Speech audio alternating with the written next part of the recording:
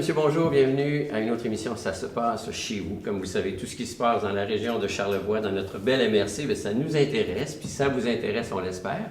Alors, comme d'habitude, on reçoit des invités qui viennent nous parler de différents sujets.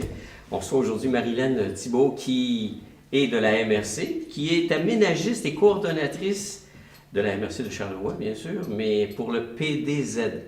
Oui. Bon, on saura tantôt qu'est-ce que c'est. Bon, on va parler de quoi, Marilène, aujourd'hui? On va plus parler de Paysart, qui est un des projets qui est intégré au PDZA. OK. Donc, on va exploiter tout ça comme il faut tantôt. Oh, Gabrielle Leblanc, directrice générale de la Maison Mère. Gabrielle, on va parler de... Bien, aujourd'hui, en fait, on va parler plus particulièrement de l'appel de candidature qui a été lancé vendredi dernier pour les ateliers d'artistes. Pour des ateliers d'artistes. Mm-hmm.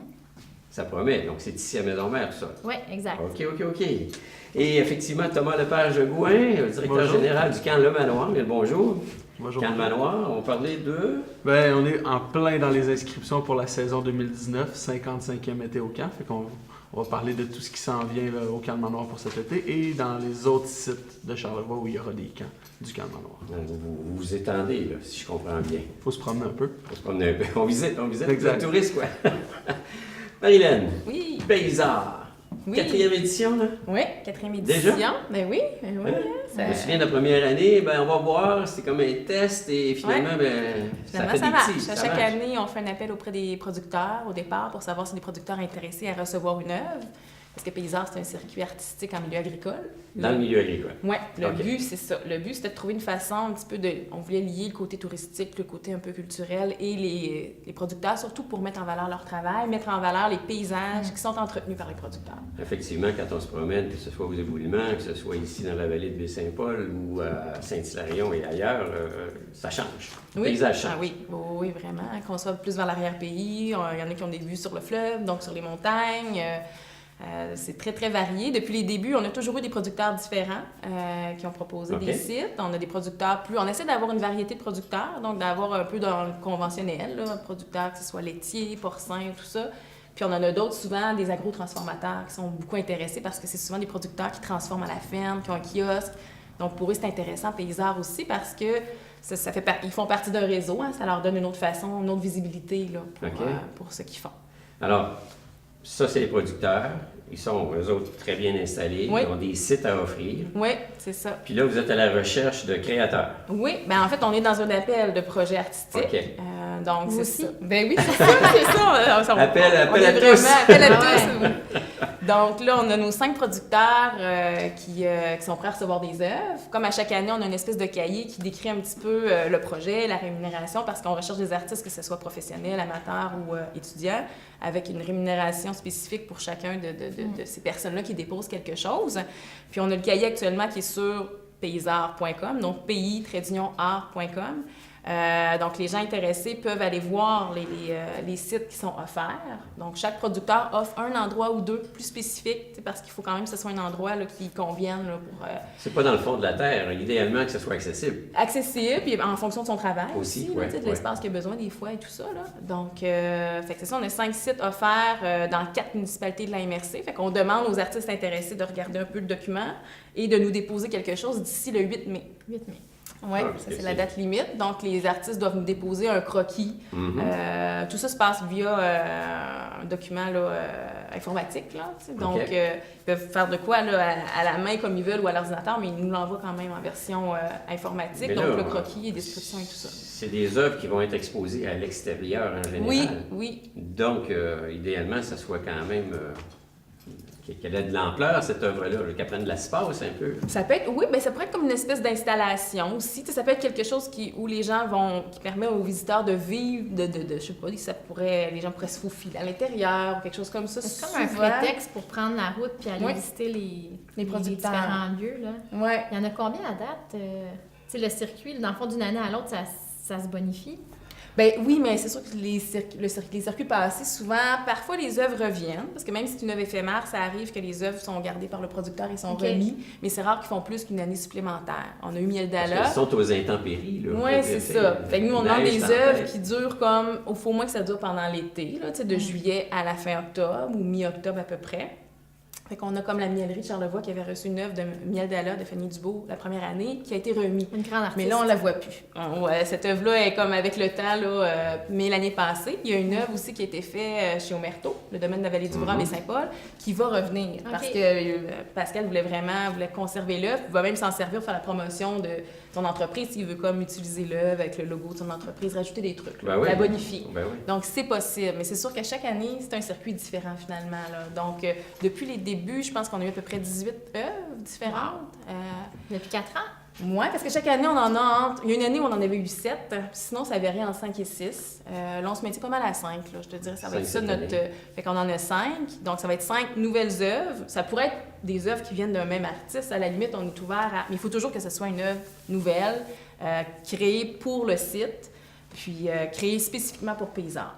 Fait que c'est un peu ça les conditions, là. Puis ça, c'est ouvert à amateurs, semi-professionnels, professionnels. Oui, c'est ça. Donc, dans le fond, on a le goût de créer, ça prend une idée. Oui.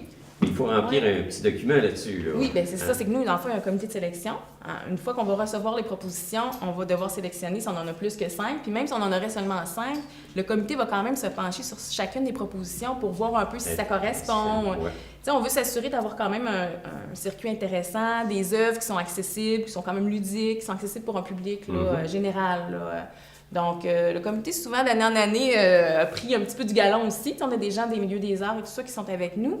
Fait que ça peut arriver des fois qu'on fasse un retour aux artistes, qu'on dise, ben on te sélectionne, on trouve ton projet intéressant, mais il faudrait peut-être revoir telle ou telle chose. Donc, à la mi-mai, le comité va se réunir pour voir les propositions. C'est pas de la censure, ça, là. Non, bien, c'est ça que la première année, on n'osait comme pas, tu sais, mais on veut que tout le monde soit satisfait. Fait que je pense que, non, les artistes l'ont compris puis le reçoivent bien habituellement. On veut que le producteur qui reçoit l'œuvre aussi soit satisfait de ce qu'il y a chez lui, en soit fier. Puis c'est ça, on veut que ce soit comme accessible au grand public. Donc, non, je pense qu'il y a moyen d'apporter des fois des petits commentaires là, aux artistes pour venir vous avez bonifier des choses. Effectivement, des 4 dernières années. Donc, vous en avez vu des œuvres. Oui, c'est ça. Vous avez vu ce qui a déjà été proposé puis ce qui était moins pertinent peut-être, ou qui avait été accepté dans le temps, ou est-ce qu'il y a beaucoup d'artistes qui reviennent d'une année à l'autre? Il y en a plusieurs qui se sont dit « Wow, j'ai aimé ça, je le refais ». Non, je pense qu'il y en a. Il y en a qui m'ont démontré l'intérêt, comme pour cette année, en tout cas, qui ont déjà participé par les années passées, mais j'ai l'impression qu'il y a à date aucun artiste qui est revenu 2 fois. Oui, souvent ça se renouvelle, mais c'est comme, on est vraiment ouvert à ce qu'un même artiste redépose une année suivante, on n'a pas de problème. Au niveau des producteurs, on tente par contre d'avoir nouveaux emplacements. Oui, il y en a qui sont intéressés à revenir. On leur a dit, attendez encore un petit peu, on va laisser la chance à des nouveaux. Puis, fait que là, peut-être qu'à partir de l'année prochaine, on pourra avoir des anciens producteurs qui reviennent, parce que nous aussi, c'est pas tout le monde qui est intéressé. Puis, on est quand même déjà, avec cette année, on va avoir plus d'une vingtaine de producteurs qui vont avoir participé. Mais ça, là-dessus, par exemple, d'année en année, c'est sûr que les sites vont changer. Oui, vas-y. Non, je me demandais juste, est-ce qu'on sait si ça attire beaucoup de monde? Combien il y a de visiteurs par année? Ou... C'est difficile d'avoir, c'est ça, parce que c'est vraiment des visites libres. Donc, on invite les gens à passer entre 9h et 4h. La journée d'ouverture, souvent, on essaie de faire quelque chose pour attirer les gens. C'est là, des fois, qu'on peut avoir voir un peu les gens, la quantité de gens qui passent. C'est sûr que c'est pas... C'est drôle parce que ça commence de plus en plus à être parlé. Tu sais, moi, des fois, il y a des gens de d'autres régions qui m'en parlent, disant j'en ai entendu parler, puis ils veulent qu'on vienne présenter. Puis tu sais, ils trouvent ça bien trippant, les artistes aussi. Mais localement, il faut encore en parler. Tu sais, c'est sûr que c'est pas la sortie. Ben oui, c'est... Fait que, mais c'est ça le défi. C'est d'aller chercher, je pense, les gens au niveau municipal. On voudrait vraiment que les gens de chacune des municipalités se disent hey, c'est le fun, on a ce projet-là chez nous cette année dans notre village, dans notre municipalité. Puis que ces gens-là viennent plus, des fois sans faire le circuit des 5 sites, parce que ça fait quand même un long circuit. Là, cette année, on en a un à l'île aux Coudres, on en a un aux Éboulements, 2 à Baie-Saint-Paul, puis un à Saint-Hilarion. Fait que, des fois, c'est pas réaliste de faire les 5, mais d'en faire 1 ou 2, là, surtout celui dans ta municipalité, c'est ça le défi, c'est d'aller chercher un peu ces gens-là. Les gens de la municipalité d'abord qui s'approprient effectivement l'œuvre et qui est dans leur région, qui se veuillent... deviennent des ambassadeurs. Vous avez vu ça? On va voir ça. Oui, c'est ça. Puis là, il y a toujours, à chaque année, un concours ou 2. Souvent, on offre des paniers cadeaux. Puis c'est soit sous la formule un peu avec Facebook ou tout ça, on demande aux gens de faire des publications.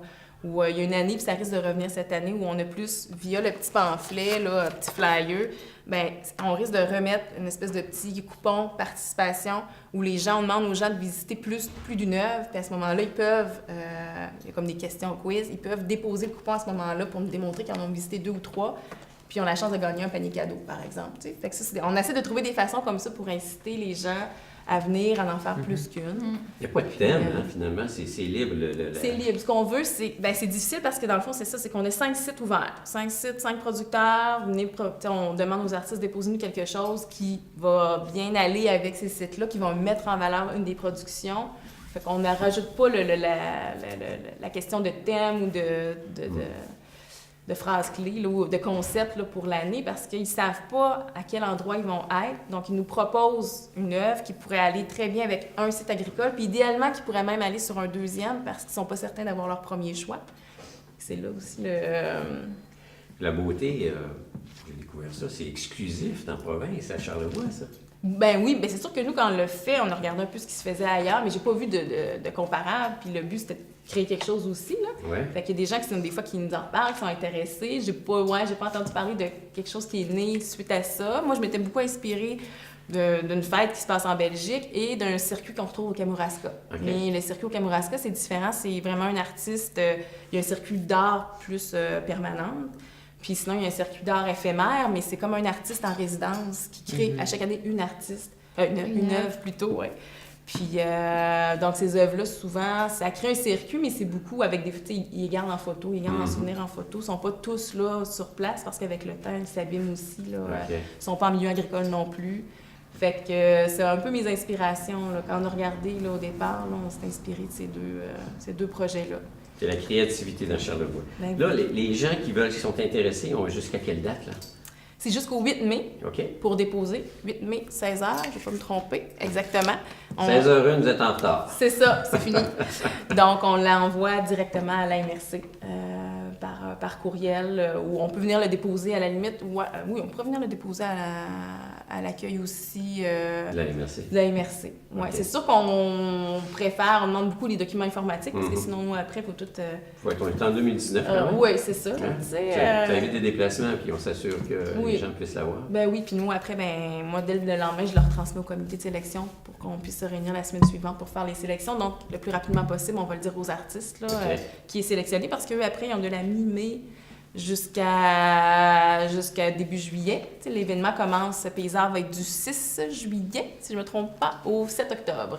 OK. Donc, les artistes vont avoir cette période-là pour créer leur œuvre, par la suite, trouver leur matériel et tout ça. Fait que il laisse quand même un laps de temps. Mais ça va assez vite. Ça va vite. On a essayé de leur donner un petit peu plus de temps, là, mais c'est sûr que c'est quand même... Quand il y a un deadline, comme on dit, il y a une date de tombée. Oui. Pour en savoir davantage, vous avez une page Facebook, vous avez un site Internet? Bien, la page Facebook, c'est celle de la MRC. C'est sûr que moi, je mets de l'information sur ça. Une fois de temps en temps, on peut voir passer des choses. Mais sinon, sur le site de la MRC, le plus facile, c'est de taper www.pi-art.com. Puis on est redirigé vers le bon endroit de la page de la MRC, dans le fond. Là-dessus, il y a toutes les informations. Le circuit, les circuits passés, les photos des années passées. On peut voir des œuvres qui ont déjà été réalisées, que vous avez effectivement en photo. Il y a une carte dynamique où on voit actuellement les 5 sites de cette année. Il y a le document d'appel de projet qui est disponible avec le formulaire de participation que les gens doivent remplir. Donc, tout ça est là, mes coordonnées, c'est le genre de questions. Tout est là, paysan.com. Ben, super. Ouais. Donc, c'est la 5e année. Quatrième édition. C'est la 4e édition. On l'a dit au début. T'es déjà rendu... je suis déjà gardé, ça va se perpétuer. Du 6 juillet au 7 octobre. Merci à toi. Merci. Alors, on va faire une petite pause, on revient immédiatement après avec notre ami Thomas.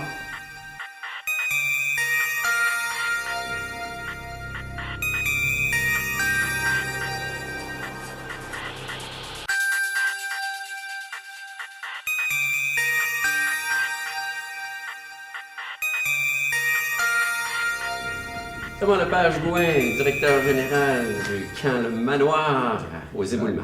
Bonjour. Bonjour. Camp Le Manoir, là, ça fait longtemps que ça existe, là.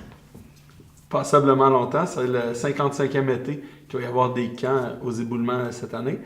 Puis ça va être le 5e été de l'organisme à but non lucratif là, qui a commencé. Parce qu'il y a eu des changements. Il y a 5 ans, il y a eu un transfert de propriété, c'est ça? Exactement, il y a eu un transfert d'opération entre la communauté religieuse qui était là à l'époque et le camp manoir aujourd'hui.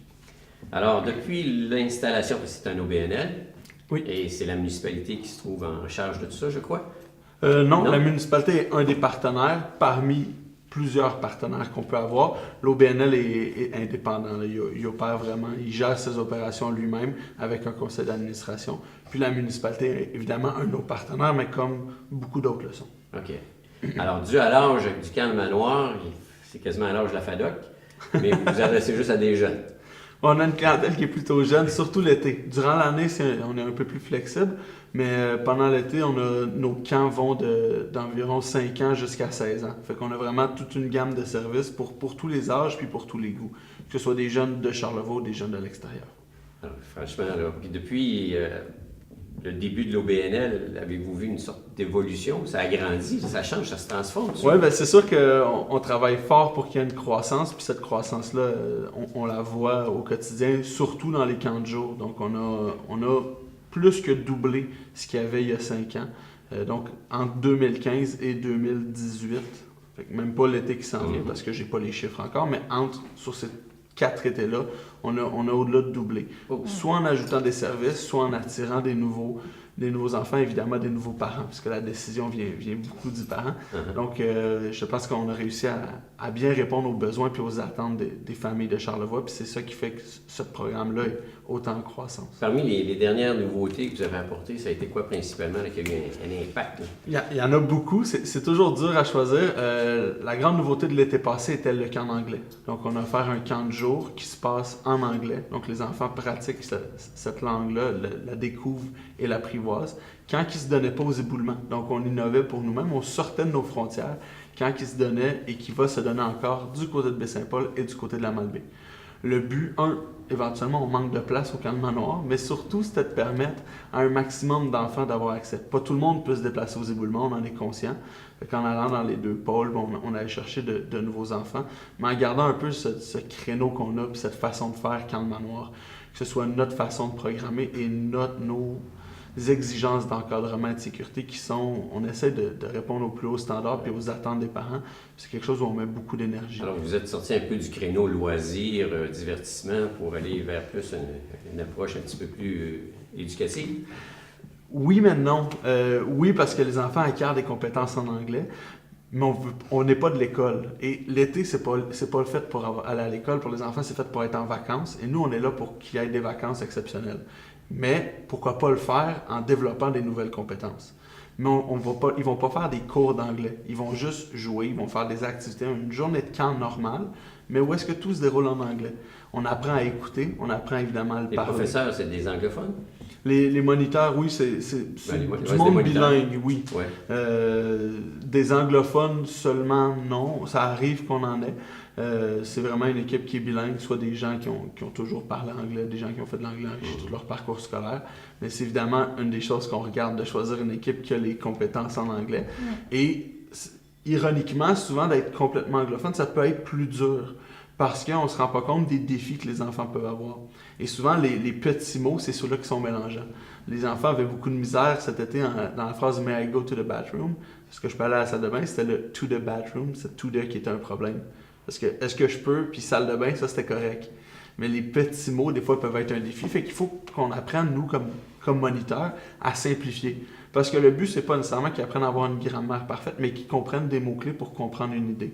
Je joue à un jeu de ballon, mais il faut que je comprenne que le ballon bleu, j'ai le droit de le lancer. Fait qu'il y a 3 mots là-dedans. Les autres mots sont pas nécessairement utiles. Ballon bleu, lancé. Okay. C'est vraiment comme ça l'approche. Et on a la chance d'avoir travaillé avec la commission scolaire qui est derrière l'approche qu'on utilise. Fait que la conseillère pédagogique en anglais est venue former nos moniteurs pour qu'on ait la bonne approche, pour qu'on ait les bonnes façons d'apprendre. Par exemple, la méthode Dora, qui est de traduire chacun des mots, n'est pas très bonne. Parce qu'on focus sur le mot finalement dans la langue qu'on connaît et non pas sur le nouveau mot qu'on est en train d'apprendre dans une autre langue. C'est ça, quand on n'est pas bilingue, des fois on pense en français pour pouvoir s'exprimer en anglais. Normalement, quand tu es fluide, tu es bilingue, je veux dire, tu arrêtes de penser. Exact. C'est le mot que tu utilises. Puis ce programme-là, on est très content de la réponse des parents. Les parents ont été très enthousiastes l'année passée. C'est encore le cas cette année. Il reste seulement quelques places pour nos camps d'anglais. Et ça dure combien de temps ce camp-là? C'est 2 semaines. Les enfants viennent du lundi au vendredi, repartent à la maison le soir, puis ça dure 10 jours dans le fond. OK. Alors, il y a une partie de la journée consacrée un peu à jouer, puis l'anglais, puis la balance, c'est le camp régulier. Toute la journée est en anglais. Ah. Fait que le camp régulier se déroule en anglais. Fait que tout se passe en anglais. Que ce soit une partie de soccer en anglais, que ce soit une activité de science ou d'art, tout se fait en anglais, tout simplement. Fait que c'est un camp de jour comme on les connaît, comme le camp de Manoir les fait, mais on fait juste changer la langue. OK. Est-ce que tu disais que ça se passait pas au camp de Manoir, ceux-là? Tu les fais Exact. dans les pôles, à quel Exact. endroit? Ça se passe ici à l'école Forget à Baie-Saint-Paul, Ah, OK. puis du côté de la polyvalente du plateau à la Malbaie. À chaque semaine, on va passer une journée au camp de Manoir quand même avec les enfants pour vivre les activités qu'on peut pas. Mais ça nous permet d'être plus proche d'une nouvelle clientèle puis de servir un maximum de personnes. Et il y a des transports là, du côté de Baie-Saint-Paul qui peuvent s'offrir pour les gens des éboulements vers Baie-Saint-Paul pour le camp d'anglais. OK. Fait que ça permet vraiment à un maximum d'enfants de vivre ce camp-là, puis de pratiquer l'anglais, puis d'avoir une relation positive. Tu sais, à l'école, veut pas, il y a une notion de réussite ou d'échec. Au camp de Manoir, il n'y en a pas. On joue, mais on joue en anglais. Fait que quand les enfants ont besoin de quelque chose, j'ai besoin d'un ballon pour aller faire mon activité, bien, évidemment, on a un bon levier pour qu'ils pratiquent puis qu'ils apprennent au maximum. Vous avez combien de moniteurs au total? De moniteurs? C'est une bonne question. À peu près 25 dans l'équipe Puis d'animation. ils viennent de où? Partout. Ouais. On a une partie de l'équipe, évidemment, qui vient de Charlevoix. Beaucoup dans les camps de jour, on a des gens de Charlevoix parce que les gens aiment la flexibilité de rentrer chez eux le soir et la fin de semaine. Et en camp de vacances, parce que là, on vit sur le camp, on a beaucoup des jeunes de l'extérieur. Ok. Québec, Montréal, plein de régions, parfois un peu à l'extérieur du Québec aussi, de l'Ontario, de différents endroits. Fait que ça varie d'année en année, mais on a quand même une grosse équipe. Cet été, on devrait être là, à peu près 44 ou 45 employés au camp. Fait que, OK. Parce que le site a des avantages. Qu'est-ce qu'on y retrouve sur le site? ben, c'est Juste sûr pour que décrire le site n'est pas déménageable. 2 murs d'escalade, 2 champs de tir à l'arc, un champ de tir à la carabine, une piscine, 2 lacs, une piste d'hébertis d'une 40aine de modules, un théâtre qu'on a sur le site, puis différents locaux, là, que ce soit des locaux d'art, des terrains de sport. Fait qu'on a vraiment tout ce qu'il faut pour s'occuper des enfants Quelle pendant l'été. superficie, tout ça? Là? Il y a plein de choses. Là. Ouais, L'hébergement aussi. on a de l'hébergement, on a 120 lits. Ah. Fait que l'été, pendant le mois de juillet, avec les différents partenaires, puis avec notre camp de vacances, il n'y a aucun lit, aucune chambre de disponible au camp de Manoir. Le site fait 300 mètres par 1,2 km. Fait qu'on a des sentiers de randonnée, on a un site de camping. On a vraiment un grand terrain de jeu pour les enfants. Et ce qui est le fun, c'est ce que d'habitude beaucoup apprécient, c'est que c'est un terrain de jeu en nature. Oui, on a des bâtiments, mais l'essentiel de l'été, c'est d'être dehors et d'être dans la nature. On a certaines journées au camp où de mon bureau, moi, je vois l'ensemble du terrain où il y a les bâtisses, puis je peux voir aucun enfant pendant une longue période de temps. Ça, c'est toujours une bonne nouvelle pour moi. Ça veut dire que les quelques 200 enfants qu'on a sont quelque part dans la nature en train de faire des activités. Et c'est là notre mission, c'est ça qu'on fait. T'sais, on permet aux enfants de vivre un été dehors, en vacances, puis avec des activités ultra stimulantes. Chez vous, vous avez soit des possibilités journalières ou des camps d'une certaine durée. Exactement. Dans la formule camp de jour, les parents ont la liberté. Un parent peut prendre une seule journée par semaine parce que c'est ça qu'il a besoin, comme il peut prendre toute la semaine. Ça dépend vraiment de ce que le parent souhaite, puis ça dépend de ce qui convient. En camp de jour, on a aussi développé depuis quelques années des spécialités. Des fois, les enfants ont le goût de découvrir des nouvelles activités ou de pratiquer des activités qui les passionnent. Fait qu'on a des camps comme ça qui ont des spécialités. Le camp dure 1 semaine. L'avant-midi, les enfants vont faire toute l'avant-midi de l'activité spéciale et le reste de la journée, ils reviennent avec le reste du camp pour aller se baigner pour faire une activité. On a un camp de soccer, on a un camp de judo, des camps de grandeur nature, des camps plus d'interprétation de la nature. On a aussi des camps de gymnastique et poids, c'est une nouveauté cette année, un camp de cinéma. Fait que vraiment, toutes sortes de choses qui Il vont manque pas permettre- grand-chose. Non, ben on essaie que non. Soccer, magie pour nos plus petits, des choses qu'ils aiment particulièrement. Vous avez un camp culinaire, comme ça, pour ramener un souper à la maison. Ouais, Ce serait parfait. Ce serait vraiment parfait. ça fait quelques années qu'on en parle, mais il n'existe pas encore, Ok. mais j'en prends note. Ah ouais. Fait que s'il y a un camp culinaire, il faut qu'il ramène le souper. oui. C'est Ouais, ça la c'est compte. ça. OK, c'est bon, ça nous donne un peu les attentes. Fait qu'on va le travailler. Mais c'est d'essayer de découvrir, d'aller toucher ce que les enfants aiment faire pour qu'il y ait le goût. Des camps de danse aussi, puis on s'allie, nous, à des partenaires. On n'est pas spécialiste dans tout. Par exemple, la danse, on le fait avec l'école de danse de la Cité d'Art, le camp de grandeur nature, c'est avec Verseboc, les camps de sciences, on est avec GAIP. Fait qu'on vient s'associer des partenaires qui sont des spécialistes dans ce qu'eux offrent pour qu'on soit capable d'offrir un contenu d'une grande qualité aux enfants. Avec qui vous faites le camp cinéma? C'est une personne qui habite du côté de la Malbaie, qui a fait de la télévision pendant longtemps. Je pense qu'elle a gagné 3 Gémeaux. Ah ben. Puis elle fait maintenant beaucoup de théâtre pour enfants, puis elle travaille présentement au Mont-Grand-Fond. Puis pendant l'été, c'est elle notre personne ressource pour donner un camp cinéma. Fait que c'est ultra intéressant. Ben oui. Pour les enfants, ils vont faire un petit... soit en avant, soit en arrière de la caméra. Ça prend les deux. Ouais. Fait que c'est ce qu'ils vont pouvoir vivre pendant le camp cinéma. Moi, j'ai passé tous mes étés de 6 ans à 20 ans dans un camp. Ah ouais. Oh, c'est le bonheur total. C'est- Ça transforme les gens. C'est une école de la vie extraordinaire pour les enfants. Là. C'est vraiment des beaux milieux, puis on Ouais. fait exactement ça. On essaye que les enfants qui commencent puissent faire toute leur jeunesse s'ils veulent chez nous, et même de conserver ça comme emploi d'été. On a un programme en camp de vacances d'aspirants moniteurs. Ouais. Les enfants viennent vivre 1 mois sur le camp. Je dis les ados. enfants, ils ont 15-16 ans. C'est Ouais. plus des enfants. Les ados viennent vivre leur mois-là, sortent avec 4 formations. Une formation en escalade, une en premiers soins, puis 2 brevets d'animation. Peuvent travailler là-dedans par la suite. C'est vraiment un programme magnifique, puis nous, ça nous aide à recruter par la suite. Et eux, c'est une expérience de vie, là, les compétences qu'ils acquièrent en leadership, en communication, en gestion de groupe, l'autonomie aussi d'avoir à la charge des enfants. C'est Ben, vraiment moi, un je me souviens, programme. à 16 ans, à 16 ans, je m'occupais d'enfants de 8 ans pendant 2 semaines. C'est Ça responsabilise. la responsabilité. Oui. C'était comme leur mère, leur père, Leur ami, leur propre, confident leur tout. pendant 2 semaines. Là. Fait que, ouais, c'est une belle école de la vie. C'est vraiment de l'apprentissage extrêmement rapide qu'il faut faire. Beaucoup d'adaptation en camp. Oups, j'avais prévu ça, il se met à pleuvoir. Ce que j'avais prévu ne marche plus. C'est ce qu'on appelle l'adaptation. Là. Il faut que tu t'adaptes Plan à B, ce qui se plan passe. C, là. Regarde. Ah oui, il y a beaucoup de plans. Je suis plus sûr que ça se met en lettres, ça prend des chiffres. Mais, Et la grande différence entre un camp versus, comme les municipalités, ils offrent des camps de... En fait, Camp de jour. Des camps de c'est jour. pas des camps de jour, effectivement. Donc, c'est là la différence. C'est un camp de jour, c'est exclusivement une journée. Pour Oui. la semaine, mais c'est très différent comme approche. il y a une différente approche aussi dans la nature, dans la nature du service. Ça dépend de la mission qu'on a. Souvent, dans les municipalités, la mission que les municipalités ont, c'est d'offrir un peu un service de garde aux parents qui en ont absolument besoin parce qu'on a des enfants, puis il y a l'été, puis l'été, on travaille. Alors que nous, l'orientation qu'on a prise, c'est vraiment d'être un camp de jour. Donc, les enfants ne sont pas là pour être gardés, ils sont là pour vraiment vivre des activités qui vont être extrêmement épanouissantes, qui vont les stimuler, les challenger aussi, des défis, que ce soit de se dépasser soi-même. Le but n'est pas de performer en camp, mais le but est de découvrir de nouvelles choses. Mais la première fois que je fais de l'escalade, peut-être je ne me rendrai pas en haut, mais il faut que la fois d'après, je me rende plus haut que ma première fois. Il faut que moi, je m'améliore, il faut que moi, je progresse, il faut que moi, je vive ces expériences-là. C'est ça qu'on va faire, puis c'est ça la nature du camp de jour, de la manière que nous, on le voit, puis la manière qu'on l'offre, et du camp de vacances. Donc, une expérience de groupe, mais aussi une expérience de dépassement de soi.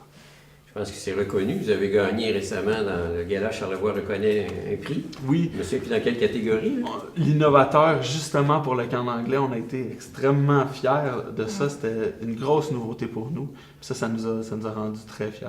L'autre nouveauté qu'on a l'année passée, puis cette année, ça se bonifie, c'est qu'on a des municipalités qui ont commencé à nous approcher pour qu'on opère pour eux leur camp de jour. De dire, nous, on est une municipalité, puis on n'est peut-être pas un spécialiste de camp, ou des fois, ça peut être une charge qui est lourde pour une municipalité de gérer un camp, alors que nous, c'est juste ça qu'on fait. Moi, je peux pas gérer une municipalité de même, mais je peux gérer un camp. Ça, on est dans mon créneau. Donc, l'année passée, on l'a fait avec la municipalité de l'île aux Coudes, donc d'opérer le camp de l'île aux Coudes à l'île aux Coudes pour eux, et on va le refaire cette année. Donc, le camp de l'île aux Coudes, c'est le camp de Manoir à l'île aux Coudes. Et nouveauté, là, ça a été confirmé hier, on va aussi opérer le camp de jour de Saint-Urbain, donc la municipalité de Saint-Urbain. À la demande de la municipalité, on n'arrive pas en compétition avec eux, on arrive en partenariat avec eux. Donc la municipalité a dit, nous, on va se retirer Et ils vont faire des choses en partie administratives, mais tout ce qui est la création et la gestion de l'équipe, la programmation et de donner le service, donc d'animer pendant l'été, c'est pris en charge par le camp de manoir. Vous êtes à la recherche de main-d'œuvre, là, finalement. Ben, oui et non, l'équipe est presque complète. Là, je disais que ça prenait 44 employés. En date d'hier, je pense qu'on en était à 42. OK. Fait que les autres, c'est des démarches qui sont en cours. Mais oui, il y a toujours place, il peut toujours avoir des changements, toujours avoir des ajouts. Fait que s'il y a des gens intéressés à travailler au camp de manoir, c'est encore le temps de nous faire parvenir leur candidature, puis on pourra voir les possibilités, que ce soit pour cette année ou pour les années futures. Ben, Donc, bravo, si vous avez recruté 42 sur 44, on parle de pénurie de main-d'œuvre. Ouais. Bravo, c'est vraiment c'est sûr qu'on tout à a votre honneur. Là. 5 ou 6 employés qui, eux, font toute l'année, donc eux, c'est moins du recrutement. Mais les 36 autres, ce sont souvent des jeunes, donc c'est toujours à refaire, parce que même s'il y en a qui reviennent, on n'est jamais à l'abri que leur parcours scolaire les amène vers une nouvelle carrière ou un emploi dans le domaine d'études qu'ils ont. Pas tout le monde étudie dans des domaines connexes à l'animation ou à l'enseignement. On en a qui sont dans toutes sortes de domaines. À un moment donné, il faut bien s'attendre à ce qu'ils s'en aillent travailler dans ce domaine-là, mais on a la chance de... Mes meilleurs recruteurs sont mes employés qui eux-mêmes en parlent à leurs amis, qui eux-mêmes nous amènent du monde parce qu'eux apprécient ce qu'ils vivent au camp de manoir, apprécient de travailler dehors avec les enfants. Ouais. Puis c'est eux qui font la job en bonne partie. Puis on est Tu t'en vas chanceux. t'amuser un été de temps. C'est ça que tu as à peu près la job, franchement. Mais puis c'est ce que je dis aux gens, si t'es prêt à être travaillant, puis si t'es prêt à vivre cette expérience-là, il n'y a pas beaucoup de jobs qui t'apportent autant. Les enfants, ce qu'ils peuvent redonner, c'est extrêmement précieux. La façon qu'ils ont les yeux puis le regard qu'ils ont de regarder leur moniteur, qui pour eux, c'est des super-héros.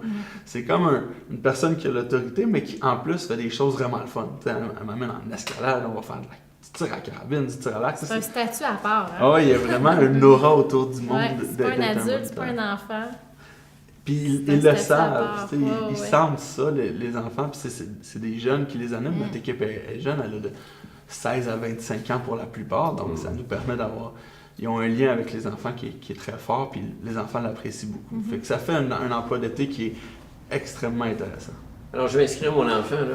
C'est encore le temps. C'est en plein le temps. plein le temps. Faut pas trop tarder parce que tout ce qu'on offre n'a pas infini de place, puis ça se remplit.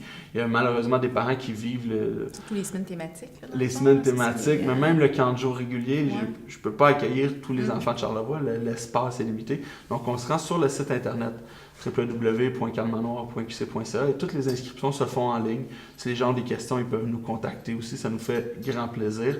On est toujours heureux d'accueillir les enfants au camp puis dans les différents services qu'on peut offrir. En fait, de quelle date à quelle date, là, grosso modo?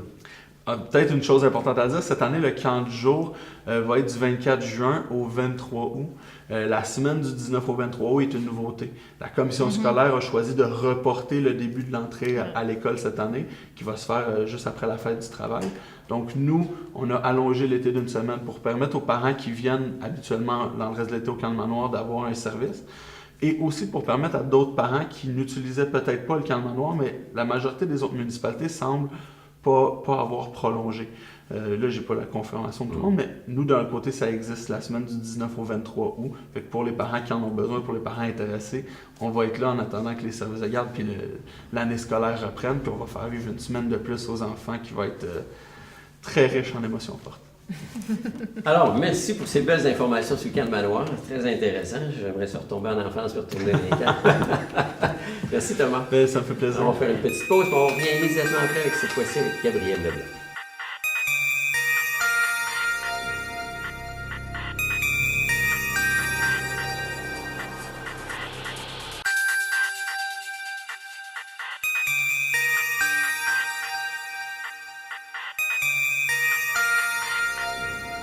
Alors, cette fois-ci, on rejoint Gabriel Leblanc, directeur général de la Maison Mère. Bonjour.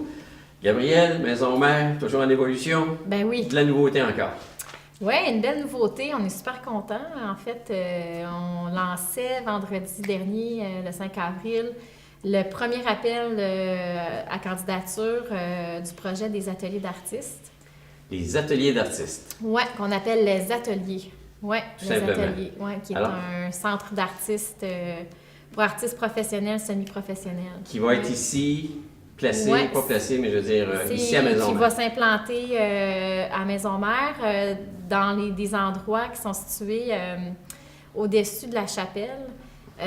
Puis ce qui est intéressant, c'est que c'était des espaces qui étaient difficiles à valoriser. Là. C'est des espaces semi-entrepôts, semi-greniers, avec des divisions un peu particulières, puis une organisation des espaces assez particulière.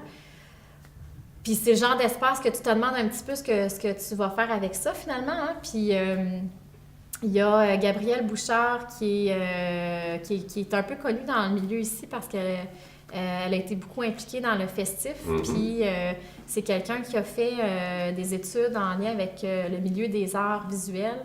Elle travaille également dans l'équipe de Marc Séguin, qui est un artiste contemporain là, de Montréal, qui est quand même assez connu. Donc, elle, dans le cadre de ses études, avait imaginé un projet d'atelier d'artistes à Baie-Saint-Paul. OK. C'est sûr qu'on a un bel écosystème au niveau des artistes avec des institutions comme le MAC-BSP, on a le Carrefour culturel, il y a les galeries d'art, on a beaucoup d'artistes, mais dans l'écosystème, un espèce de lieu où se concentrent des artistes, ça, c'était inexistant. Donc, elle avait fait un projet pour doter la région d'un service comme ça. Et puis quand il y a eu le projet de maison-mère qui a été annoncé, puis qu'il y a eu un appel à projet, bien, Gabrielle était venue visiter les lieux, ça fait 2 ans, puis elle avait déjà identifié ces espaces-là assez, pas faciles à exploiter, les avait identifiés comme un endroit parfait pour des ateliers d'artistes. Donc, à partir de ce moment-là, on a commencé à travailler ensemble pour faire évoluer ce projet-là vers quelque chose qui serait cohérent puis qui s'inscrirait dans la synergie là, qu'on retrouve à Maison-Mère avec ses différents occupants, puis qui allait correspondre un petit peu à la vision du grand projet qu'est Maison-Mère, puis qui allait répondre à ce projet-là qu'elle avait en tête, puis qu'elle avait envie de faire vivre à Baie-Saint-Paul, qui est l'endroit d'où elle vient finalement. Là. C'est une fille du coin qui... Alors, les ateliers, c'est un lieu, mais en même temps, est-ce que c'est une entreprise? C'est quelque chose qui existe ailleurs, qu'on a une collaboration avec eux autres? C'est un nouveau projet, c'est vraiment nouveau. Okay. Donc, les ateliers, en fait, pour l'instant, ce que c'est une porteuse de projet qui est Gabrielle Bouchard, qui a travaillé avec nous pour le mettre en forme puis en faire quelque chose qui s'implante puis qui se déploie. C'est aussi un comité qui a travaillé à ce que ce projet-là s'inscrive bien dans la réalité puis soit concret. On a travaillé en comité avec Karine Locatelli, Jimmy Perron, Patricia Aubé du Musée d'art contemporain. Et puis, on a eu des discussions avec, justement, le MAC-BSP, avec le Carrefour culturel, pour s'assurer que dans l'écosystème, il y avait une belle complémentarité. Donc, c'est des gens qui, ensemble, ont travaillé sur une idée de base pour la façonner puis qu'elle puisse bien cadrer avec le projet ici. Que ça soit complémentaire à tout ce qui s'offre déjà. Et que ça soit complémentaire avec ce qui se fait déjà. Donc, c'est des gens qui ont travaillé ce projet-là ensemble, qui ont eu des discussions, qui l'ont imaginé, qui l'ont écrit ensemble. Puis là, ben, il y a un premier appel à projet qui se fait. On est dans une phase exploratoire là, pour les prochains mois pour voir comment ce projet-là peut évoluer parce que c'est nouveau. Ça n'existe pas, ce service-là, dans la région ici. Fait qu'on ne sait pas comment ça va. On pense que ça a vraiment beaucoup de potentiel au niveau des différents maillages puis des partenariats, puis comment ça peut avoir des retombées, tu sais. Je pense à Paysard, tu sais. C'est le genre de projet qui pourrait intéresser tu sais, les artistes qui ont un espace de production dans les ateliers. Mais on se donne quelques mois pour le vivre, tu sais. On fait un appel à candidature, il va y avoir un comité qui va se pencher sur les projets. Après ça, on attend les artistes pour juillet, par exemple. Et puis, à partir de là, ben, on va voir comment tout ça se vit, on va observer. Puis, on verra comment ça évolue. On pourrait imaginer une phase 2, par exemple, aux appels de candidature. Est-ce que ça se veut un lieu de création? Oui, c'est un lieu de production. C'est vraiment un lieu de production artistique. Il n'y a pas de diffusion. Donc, c'est pas un symposium où les gens vont pouvoir aller voir les artistes.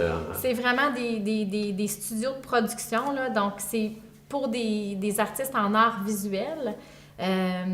qui sont dans une pratique actuelle aussi. Là. C'est de l'art actuel. Donc, La sélection va se faire sur le projet qui va être déposé par l'artiste, dans le fond? Oui, il y a un appel à projet. Donc, Okay. les artistes vont sur le site maisonmère.ca/les ateliers. Puis là, il y a un document là, d'appel à projet qui explique quelle est la vision des ateliers. C'est un artiste, c'est un centre de production pour artistes en art visuel. Et puis, pour artistes professionnels et semi-professionnels. Donc, on leur demande de déposer un projet où ils mettent leur portfolio, quelles expositions ils ont fait, c'est quoi leur démarche, un petit peu tout ça, là. Ils sont guidés dans le processus. Il faut qu'ils déposent avant le 19 mai. Et puis là, après ça, il y a un processus de sélection. On peut en accueillir combien de personnes? Ben là, c'est ça la subtilité. C'est que vu que les espaces, sont assez particuliers, c'est des espaces qui étaient déjà existants, là, ben les artistes sont invités à nommer quel genre d'espace ils ont besoin pour leur production.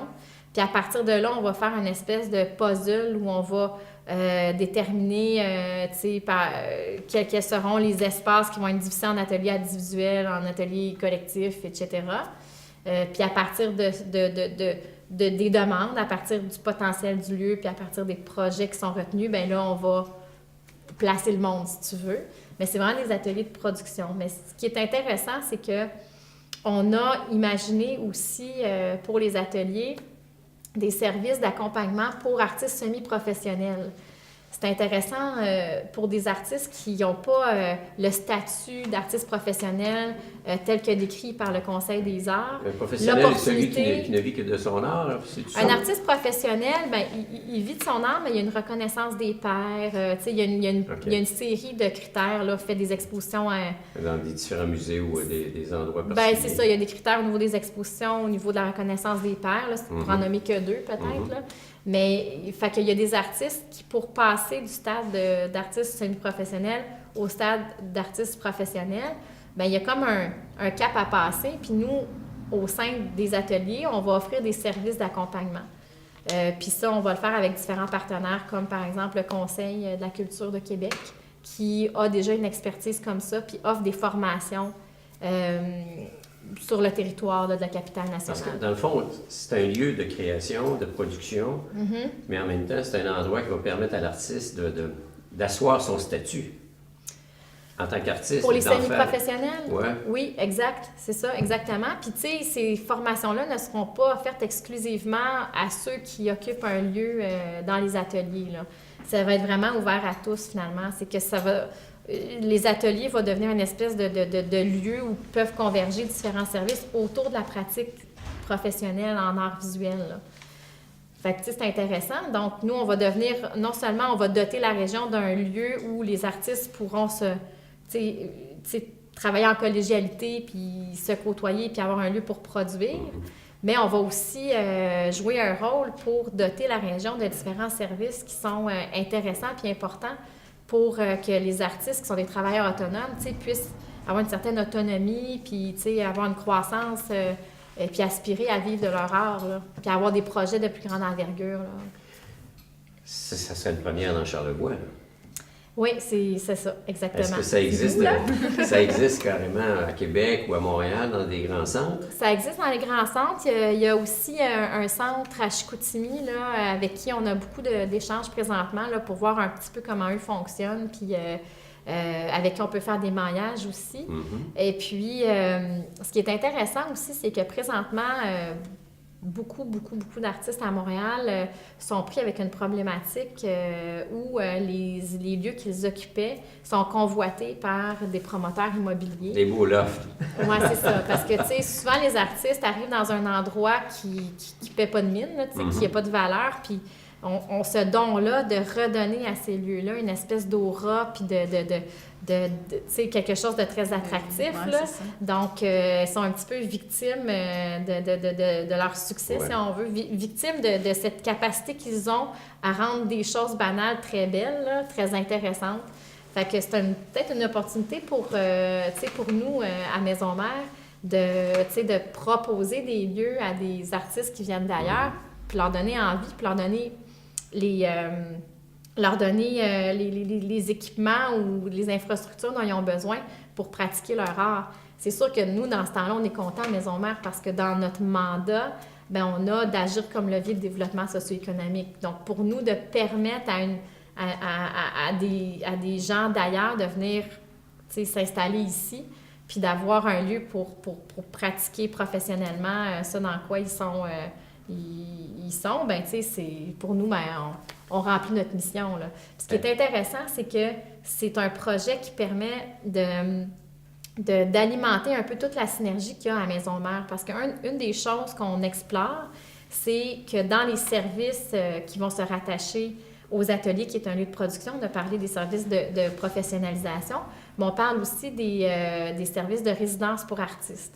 Là, on peut imaginer, par exemple, Patin Libre, qui est une troupe de danse contemporaine sur glace, qui sont venus ici pendant 3 semaines pour travailler sur leur prochain spectacle qui va rouler là, à travers le monde dans 3 ans. Mm-hmm. Donc, ils sont venus ici 3 semaines, puis ils ont travaillé sur leur production. Qui est un beau succès, semble-t-il. Oui, ils sont super contents, puis en tout cas, ils considèrent revenir, là, parce que pour eux, c'est très convivial ici, là, à 2 pas de l'aréna. Ouais. Dormir ici, puis avoir accès à tout cet espace, c'est super inspirant pour eux. Puis on travaille présentement, on a 2-3 lignes à l'eau, si on veut, là, au niveau de résidence de création. En scénarisation, on en a une autre en réalité virtuelle. En tout cas, bref, il y a différents domaines où on est en train là, de dire, ben, venez faire des résidences de création chez nous. Là, j'ai parlé de différentes pratiques. Là, on va se concentrer sur les arts visuels, mais sachez que les gens du symposium sont venus loger ici pendant 1 mois l'été passé. Oui. Ça a été très positif. Il était à 2 pas. C'est la beauté de Baie-Saint-Paul, ça se marche. C'est ça. Fait que, on pourrait imaginer peut-être plus tard des projets de résidence d'artistes sur une plus longue période, puis des artistes parce que là, de l'international. Ça serait exclusivement pour l'été, là. Pour ce projet-là ici, les ateliers, ça serait l'été ou ça serait en continu? Non, c'est à l'année. En fait, ça devient un peu comme l'auberge, un nouveau locataire. C'est un nouveau projet à Maison Mère. On a le Mousse Café, on a l'auberge des balcons, là, on a les ateliers, on a à chacun son pain, plaisir du chef, formation continue Charlevoix, TVCO. Ça devient un occupant de plus avec Club Bon Cœur, le Cercle des fermières, le parcours muséal. Oui, ça commence à faire du monde. La Procure, ce sont tous des projets qui viennent occuper les espaces ici, mais dont la synergie opère bien puis permet vraiment là, de dynamiser un peu toute la culture, l'économie, le social. Baie-Saint-Paul porte bien son nom, ville d'art et de culture. Oui, exactement. Donc, pour une ville d'art et de culture, avoir un lieu où les artistes peuvent venir produire, c'est super intéressant. Tout le monde est content, là. Donc, on va en voir les premières retombées cet été. On va avoir les premiers artistes. En fait, tous nos espaces vont être comblés par les artistes à partir de juillet. Oui, juillet 2009, tous les espaces des ateliers sont remplis. On pense, parce que nous, ça fait quand même 1 an et demi qu'on a une liste d'attente. Là. OK. Oui. Ça fait quand même 1 an et demi là, qu'on a une liste d'attente, puis oui, les gens sont comme ça. Les graines ont été semées, ça pousse. Oui, tout à fait. Puis des artistes super intéressants, vraiment, là, qui étaient en attente. Là, fait qu'à un moment donné, je pense, c'est peut-être même eux qui nous ont mis un petit peu la pression là, pour qu'on dise, ben regarde, on part, on a quelque chose de super bien attaché, mais on se laisse une latitude pour être en amélioration continue, puis explorer encore comment ça vit ça dans l'écosystème ici, là, de la ville d'art et de culture, d'avoir une concentration d'artistes dans un lieu de production.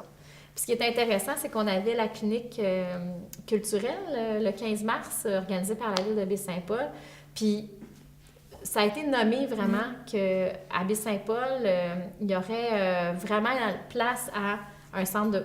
Je dis centre de production parce que j'ai pas d'autres mots, là, mais un centre de production au niveau entité légale, c'est quelque chose de différent qu'un atelier d'artiste. Là. Okay. Mais ça, on est dans le très pointu, là, mais on parle d'une concentration d'artistes qui partagent des lieux de production. Là.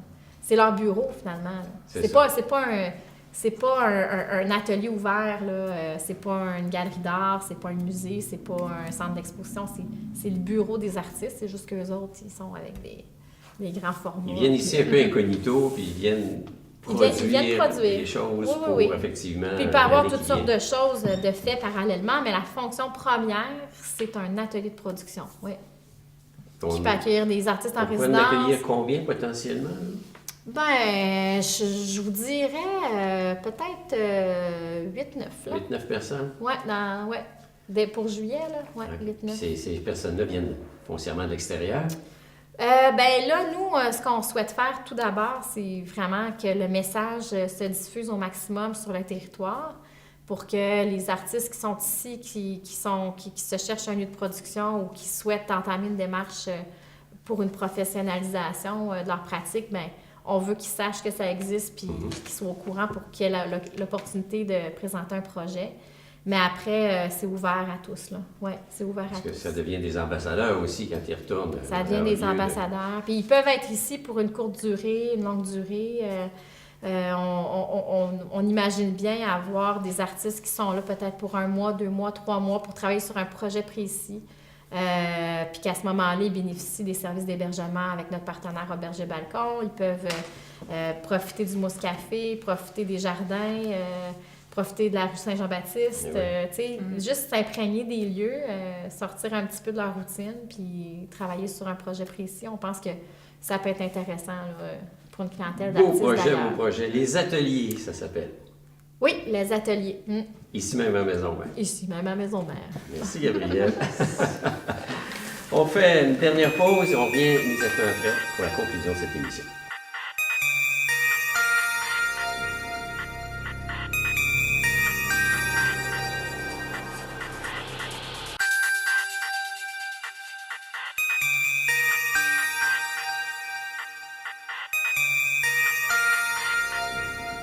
Alors, pour la conclusion de cette émission, comme à l'habitude, on fait le tour de nos invités, puis on leur demande un petit coup de cœur qui les intéresse ou qui les a marqués ici dans la région de Charlevoix comme tel. Alors Thomas, on commence par toi. Mais oui, l'événement Côte à Côte. Côte à côte. Oui, c'est un événement du C'est comité. pas de la cuisine, ça, là. Non, c'est 2 côtes, Deux côtes. qui se relient. Qui était la Euh, semaine dernière, là? Qui est... Oui, qui était la semaine dernière. Ah ouais, on a entendu parler. Exactement. Événement qui est, en fait, un nouveau le comité touristique qui avant était les Éboulements Saint-Joseph-la-Rive, qui est devenu le comité touristique les Éboulements Saint-Irénée. Les 2 municipalités sont associées ensemble parce qu'ils ont un intérêt touristique commun. On s'entend que les attraits puis ce que les gens cherchent sur cette portion-là de la route du fleuve est similaire, puisque les 2 municipalités vont offrir les aussi. Et cet événement-là est un peu le lancement de cette fusion-là entre les 2 municipalités. Fusion qui a permis aussi l'embauche d'un agent de développement touristique pour le secteur. Fait que c'est vraiment, vraiment intéressant. Et ça a été un événement superbe. Puis la belle chose qui se produit avec ça aussi, c'est 2 villages côte à côte, on peut aider l'expression, mais de 2 MRC. De 2 MRC, Donc Est-Ouest, c'est... exact. Puis c'était pas une question de dire c'est une MRC ou l'autre, c'est une question de dire que c'était des partenaires naturels et ça permet aux intervenants touristiques des 2 municipalités de travailler main dans la main, mais de travailler main dans la main aussi avec les 2 conseils municipaux, de devenir vraiment l'instance un peu conseil en tourisme. Le comité touristique ne prend pas les décisions, mais travaille avec ces 2 municipalités-là. Sur tout ce qui touche le tourisme, eux peuvent aller chercher une expertise de spécialistes du milieu, ce qui est fort intéressant comme relation puis comme synergie. Donc c'est la première... Ça va être le balbutiement de toute cette belle association-là cet été-là. Ce sont les débuts, puis c'est de voir... Le comité a quand même un historique, mais le comité des 2 municipalités est nouveau, puis ça va être de voir c'est quoi les projets touristiques qui peuvent en émaner, puis comment on peut appuyer via le comité les projets touristiques existants. À suivre. Merci. Merci. Gabrielle. Ben, moi, mon coup de cœur, là, c'est... c'est sûr que si tu me demandes mon coup de cœur, spontanément, je te dis, tout le monde qui est ici, là. Tous les gens qui ont un local ici, qui ont un projet ici, puis les gens qui fréquentent le lieu, là, c'est super important. C'est un projet important. Maison Mère, c'est un héritage qu'on a eu des petites franciscaines. Elles ont été là pendant 125 ans, ces femmes-là. Puis elles ont tellement fait pour nous, là. C'est incroyable. Elles ont construit un hôpital, elles ont pris soin de nos personnes âgées, de nos malades, des handicapés intellectuels et des enfants. Elles se sont occupées d'eux. Elles ont amené l'électricité, elles ont construit des trottoirs. Ces femmes-là, là, elles ont fait tellement pour nous. Donc, plus on va fréquenter le lieu, plus on va s'intéresser, puis plus on va faire tout ce qu'il faut pour que ce projet-là continue de croître comme il le fait, là, ben, plus on va reconnaître ces 125 ans d'héritage-là. Parce que si on est ce qu'on est à Baie-Saint-Paul aujourd'hui, c'est beaucoup grâce à elle. Parce qu'il fallait que ça disparaisse, le village ou le visage de Baie-Saint-Paul changerait tout. Bien, ça disparaîtra pas. Ça, je suis vraiment convaincue de ça, parce que je pense que les gens comprennent l'importance. Mais rappelons-nous tout ce qu'elles ont fait pour nous. C'est un petit peu ça, mon message. Le coup de cœur, j'ai pas le choix. Je suis là-dedans quotidiennement. Moi, ce projet-là, je l'ai tatoué sur le cœur, là. Puis je suis chanceuse parce que je suis pas la seule. Tout le monde au CA, les élus, les gens qui le fréquentent, tout le monde l'a dans son cœur. Les citoyens aussi le portent dans leur cœur. Puis il faut le faire pour rendre hommage, puis poursuivre la mission des sœurs. Puis c'est quelque chose de collectif, ça. Puis c'est pas un petit projet. C'est pas un petit Je peux projet. comprendre qu'il y a des gens qui sont impatients autour du projet par rapport Oui, bien, je suis la première à au être développement. impatiente, Là, je te mais dis. dans les faits, Je suis la première à voir que ça avance vite, mais moi, ça me fascine ce que cette communauté-là a fait pour nous. C'est fascinant. Puis la grande différence... Puis on leur doit ce qu'on est en train de faire, tu sais. Ouais. C'est une fierté de reconnaître dans ce qu'on fait pour le futur, ben c'est une façon de reconnaître tout ce qu'elles ont fait pour nous, tu sais. Parce que des bâtiments comme celui-ci, quand tu s'en vas en Ouais. ville, ça devient souvent des condos. C'est transformé en habitation locative. Ici, ben là, la Ouais. mission est totalement autre. On va être Elle est haute, mais elle n'est pas si différente. Dans le sens où les projets qu'il y a ici ont des retombées dans l'ensemble de la collectivité. Avec l'Auberge des Balcons, il y a toute une clientèle touristique nouvelle qui est en train de fréquenter le lieu. Avec le Mousse Café, il y a plein de petites familles puis une nouvelle clientèle qui se donne rendez-vous. Là, je préfère, écoute, là, on prend une autre demi-heure, mais tu sais, avec le Club Bon Cœur, ils se donnent rendez-vous ici, ils vont faire leur marche, ils profitent de l'accès au fleuve, après ils se donnent rendez-vous pour discuter autour d'un café au mousse. Il y a vraiment une belle synergie, puis cette synergie-là, je pense qu'elle était là quand les sœurs, tu sais, géraient l'hôpital, s'occupaient de la ferme, avaient aussi toutes leurs activités liées avec tu sais, le milieu scolaire. Elles faisaient travailler les handicapés intellectuels. Elles valorisaient beaucoup le travail comme intervention sociale. Puis nous, on en fait une insertion au travail avec notre partenaire La Circonstance. Donc, tout ce qu'on est en train de faire, c'est pas si loin des valeurs de développement socio-économique des sœurs. Fait que vraiment, moi, mon coup de cœur, c'est l'héritage qu'elles nous ont laissé, puis je trouve qu'on leur doit bien ça. Fait que je suis très fière de voir que les gens se mobilisent, puis que Maison Mère est nommée dans les bons coups, que dans la clinique culturelle, c'est nommé dans le bon coup. Je suis fière quand les gens pensent à nous pour faire un projet. Fait que c'est ça. Ça fait peut-être un petit peu, je prêche pour ma Le tatoué paroisse, sur le cœur. mais qu'est-ce que tu veux? C'est comme ça. C'est bon. Marilyn. Ben moi, je restais dans le côté agro. Ouais. C'était un petit coup de cœur. Dans le fond, je voulais juste souligner que le moulin La Rémie est de nouveau en relancé. fonction. Ben oui, c'est Oui. ça. Mais là, j'ai peut-être pas fait mes devoirs comme il faut. Je peux aller voir là, au niveau de l'accès à la clientèle et tout ça, comment ça se passe. Mais moi, j'ai reçu en cadeau un petit sac de farine. Puis j'ai goûté un pain. Donc, je sais qu'ils font au moins, en tout cas, ces produits-là. La belle farine bio, différents pains. Fait que je voulais comme Farine qui est produite ici dans Charlevoix en plus. je pense que oui, la majorité ou la La totalité. provenance, la Je pense que provenance, la ouais. totalité des céréales, oui. Je pense pas qu'il est ouvert au public parce que là, ils ont mis une nouvelle, comment dire, entité de production. Oui. Alors, dans les faits, avant, il y avait la boulangerie qui était à côté Oui, aussi. c'est ça existait plus. C'est ça. Ouais. Alors, avec cette nouvelle entité de production-là, c'est pas ouvert au public encore, mais c'est opérationnel. Ça, je dis que j'ai pas fait mes devoirs au complet. C'est pas Peut-être, grave. je sais qu'ils sont en partenaire avec chacun son pain. Donc, chacun Ouais. son pain va en vendre. La farine, je sais pas si ça va être à cet endroit-là. Fait que, en tout cas, informez-vous. Puis en même temps, je voulais faire un clin d'œil. Je voulais mentionner que c'est quand même exceptionnel dans la région parce qu'il y a c'est le moulin vrai. La Rémie. On a 2 autres moulins, puis ça tombe bien. J'avais même pas pensé que Thomas était là, mais il y a un moulin aux éboulements. Mhm. Puis on a un moulin à l'île aux coudres. On est quand même chanceux. On a 3 moulins fonctionnels C'est qui vrai. produisent chacun des farines. Ouais. Pour celui des éboulements, je ne sais pas d'où vient la provenance, mais je sais qu'au niveau de l'île aux coudes, ils transforment une partie de céréales cultivées à l'île aux coudes aussi. Tu sais, fait que c'est quand même c'est spécial qu'on ait ça dans la région, là. Fait que, C'est quasiment des économisés en plus, là, tu sais, celui de l'île aux coudes, ça en oui, est un, ça, c'est que- ça, c'est ça. Fait que Super. C'est mon coup de cœur. Alors, il y a de quoi se promener et effectivement découvrir la région. Thomas, Gabriel, Marilyn, merci beaucoup. Merci de Merci. l'invitation. Alors, je vous Armand. souhaite bon succès dans tous ces projets à venir et nous, ben, on se dit au revoir, à très bientôt, à la prochaine. Merci.